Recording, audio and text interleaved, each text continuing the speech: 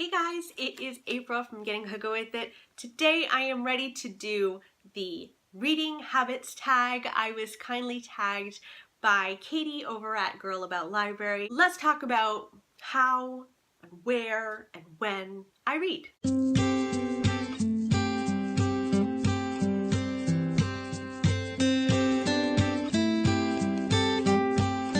So the first question is, do you have a certain place at home for reading?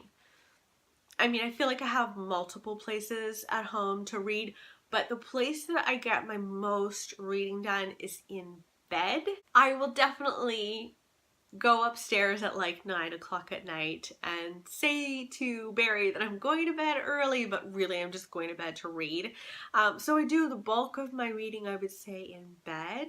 But in the summer, I really like to sit out on our front porch and just immerse myself in a book. I love that. I get a glass of iced tea and I just zone out and read, and I really love that.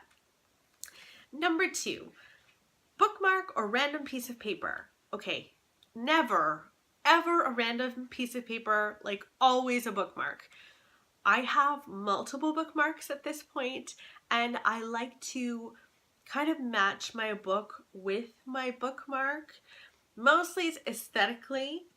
So if I'm reading historical fiction, I'll probably pick up like a more florally kind of bookmark. And I really like to kind of go through my collection when I'm first starting a new book to get a new bookmark to go with it, because that's just part of the process. Number 3, can you just stop reading, or do you have to stop after a chapter or a certain amount of pages? I can definitely just stop reading. If I'm tired, because most of the time I am reading in bed, if I'm tired, I just stop where I am. Now, I like to get to a certain place in a book, like if there are short chapters or something, then I'll want to try to get there, but I'm not going to force myself to stay awake to get to the end of the chapter. Number 4, do you eat or drink while reading? I'll drink while I'm reading, but I don't really eat while I'm reading. So a lot of the time I'll have iced tea, or sometimes I do like a sparkling water with like lemon thrown in. It's summer, so those are the 2 things that I reach for most of the time. Number 5, multitasking, music or TV while reading?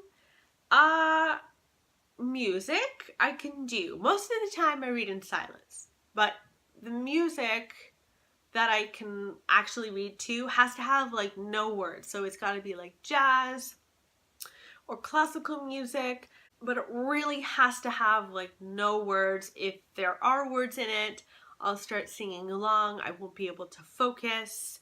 For TV, I can sometimes tune out sports, but most of the time I'll end up looking up regularly and I can't get totally immersed in the book, so I prefer kind of nothing. Number 6, one book at a time or several at once. I prefer 2 at a time. I often will read a physical book and also an audiobook at the same time.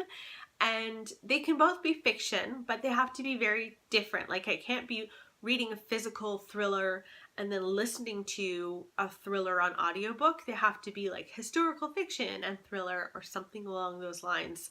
But if I get into more than 2 at a time, I tend to get a little bit frustrated and feel a little bit overwhelmed. I don't know why I let myself feel overwhelmed for that, but it just happens. Number 7, reading at home or everywhere.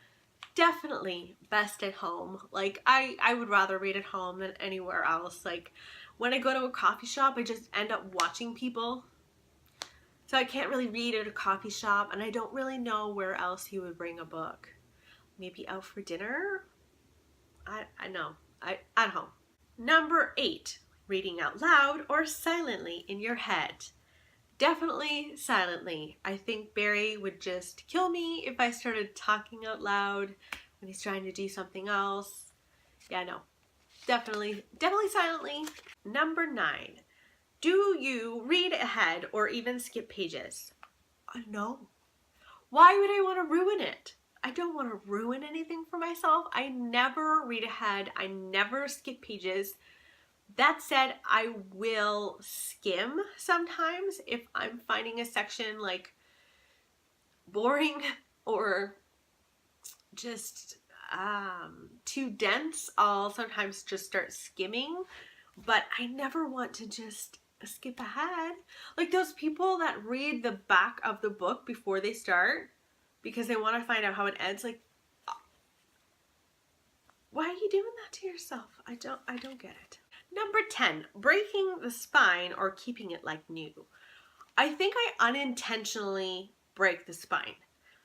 Like as I'm reading, there are different kinds of books, right? You've got the floppy paperbacks, and there you don't ever have to break the spine. But those incredibly stiff paperbacks where you'd have to read with it being like slightly open like that, like I have to break the spine. If I cannot read the book, I'll have to do it. But most of the time I try not to. But if it happens, it happens. Number 11, do you write in your books? No, I don't write in my books, but in nonfiction, I will sometimes highlight. So I'm talking about nonfiction that's more on the self-help end of things. So books where I'm trying to get something out of it for myself, then I'll highlight. But yeah, no, I never really write in books, and I never have. Like even at university, when you're kind of encouraged to write in your books, to be looking for themes or whatever, I just never really did. Oh, okay, so number 12 is, who do you tag? Okay, I tag 3 people. I tag Word Crown, I tag Kate Howe, and I'm going to tag the Novel Nomad. I hope you enjoyed this, and I will see you next time. Bye!